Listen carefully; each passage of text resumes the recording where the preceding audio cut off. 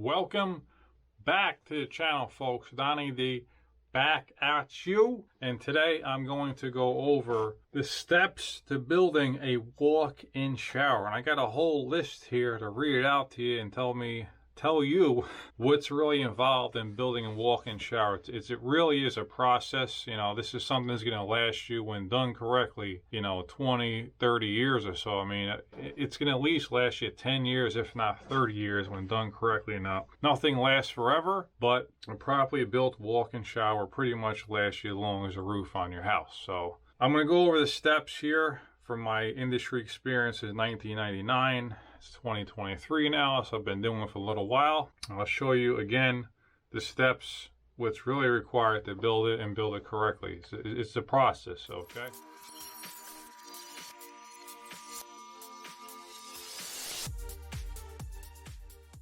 All right, step one. Well, before even step one, you have to meet with the client, book the project. And when you start the project, you got to protect the whole job site. Now, I'm talking about when you're building walk-in showers. I'm usually working in homeowners' houses. I do some new construction, but it's pretty much rare that I do. So when new construction, you don't really have to protect things as much because everything is just plywood and dirt around the house. So it's not really that critical because the house is not finished or occupied. I do a lot of residential remodels, so I'm working in people's homes, like I was saying. So when I walk in there to do the consult, I usually have to see what I'm going to need for floor protection, whatnot, leading up to the section of the house that I'm working at, the bathroom. So day one, step 0, protecting the areas all the way up to the bathroom, and if you have to protect the bathroom floor and so on, if that's staying in and whatnot. So basically protecting the job site is step 0, okay? Step number 1 of building the walk-in shower, checking the substrate. Now, what I mean by this is if it's a concrete slab, if there's any cracks in it, or if it's a plywood substrate, which means the floor, if it's up to code, meaning like it's it's solid, sound, no, not exceeding the industry deflection.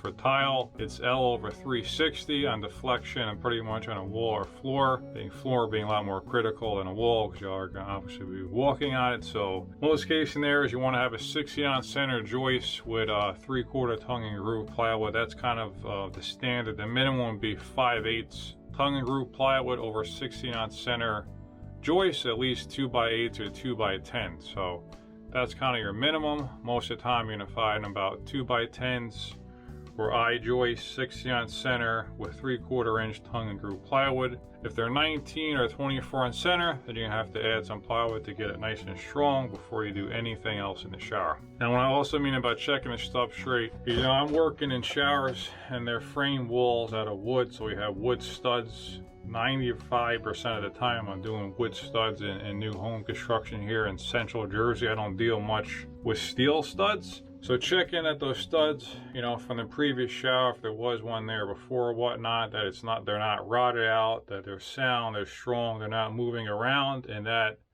they're even with each other. So if one is in or out, I have to address that. So that's step number 1. This kind of brings me to step number 2, which is prepping the substrate. So the first thing I'm going to probably do is check all the walls, make sure that they're flat, and 8, 9 times out of 10 they're not perfect. So I have a few methods of addressing that to get them within standards before the wall board goes up. You don't have to do it before the wall, but it really makes a huge difference before the wall board comes up. And that's a process that could take me sometimes a day just to get the walls nice and flat and plumb and all that before the wall board goes up. Really depends on the situation, but there's many methods. I'm not going to go into that. I'll make another separate video just for that. So prepping the substrate, checking the walls, making sure everything is flat and plumb. And I'm checking the framing wherever the shower is going to end on the sides. If there's going to be a shower door there that it needs some solid anchoring, so I make sure that the studs there, blocking whatever it is, and also find out if we're going to put a bench somewhere or some grab bars, whatever it is, and put blocking. Make sure we have something solid there with wood. They will anchor everything too. And I will basically build a curve that day. Most times lately, as of right now, in the last probably 3 or 4 years at least. I've been building my curbs out of wood, and I like doing that most of the time because the floors aren't level, so I can basically build my curb level, you know, shim it up with wood shims and get it level before I do any type of boards on it. You can use foam if you want, 2-inch foam, cut it down to size and do it. I haven't done it because most times you have to thin set it down and let it dry, get it level, and not do it the next day. I like to just do wood, but I might start doing foam, I don't know. But either way, you gotta put the curb in and have that ready. Okay, that's step number 2, prepping the substrate. Step number 3, installing the wall board. So there's many wall boards on the market. Use what works for you the best. I like using a foam board. There's many manufacturers on the market. They pretty much all work just following their standards of how to install it. And that's really it. Choose the one that works for you. Again, I like using a foam board. So that's step number 3, installing wall board. Step number 4, installing the shower base. Now, most of the time, again, the last 3 or 4 years, if not more, I've been doing all mud on my shower bases. Sometimes I'll do foam, it really just depends. The substrate's got to be pretty level and flat to use a foam pan, so if you got the time, you could pour a leveler, or you use this patch material, you can use a foam pan. But they do have their limitations with certain type of materials in tile that I wouldn't recommend installing on a foam pan, like pebbles or really small mosaics that could potentially cause like a point load on the floor. So again, most times I just do mud because I can get the slope if I want to do a little bit more than the standard, which is 1/4 inch per foot slope to the drain. I can go a little bit more, or it can go the standard, which is 1/4 inch per foot. So wherever it is, I can make it perfect. Now, yes, it does take more time than doing a foam pan, but I can make it pretty damn level, pretty much almost perfectly level going around within about a 1/16th or so, or 32nd, and be ready for waterproofing the next day. And it's a solid way to build the shower. You can't go wrong with it. So that's step number 4, installing the shower base. Step number 5, waterproofing. Now again, there's many methods. I have other videos and blogs of how to waterproof a shower, but once the mud dries, how I usually do, or you put in your foam pan, you waterproof the shower. A few methods of waterproofing a shower: using a topical membrane. That means a membrane that goes on top of the wall board and the mud or the foam pan that you have there. Most times I'm going to use a sheet membrane on the shower floor and the curb, and then on the walls I use a liquid, or use the sealant that comes with the wall board. That's what I'm going to use most of the time. You can use a liquid membrane as well, whatever works for you, but as far as topical waterproofing membranes, that's what I'm going to use. Step number 6, okay? Step number 6. The flood test. Now this is a subject that's very important. Now I would say about 95% of the time, if not 100% of the time, I do a flood test on my showers. Now this is not something that you have to do, but if there is a leak, it's a lot easier to fix it right there and then before you start installing the tile. So that way you know for yourself as the installer, the contractor, whatever it is, the situation, and the homeowner, that the shower is leak free by doing the flood test. I have videos on that and how I do it, how long I should do it, and whatnot. But anyway, step number 6, flood test. Step number 7. Now once you get through all those steps, okay, I mean all of them, you're ready to start doing the tile. So the first thing you have to do before you start setting the tile, you have to lay it out. You don't want to just start in a corner or a full tile off the shower base or whatever. You don't know where the cuts are going to be. So I've spent literally a day on a layout depending on the shower. Usually it takes me about a few hours to lay everything out, but sometimes I spent a day on laying out a shower depending on how many different things. If there's a niche in there, a couple of niches, a shelf, a bench, this, that, and that thing. You want to know what kind of cuts you're going to get in all the areas that the tile is going to get terminated, any type of ledges, whatever it is. So tile layout's really important.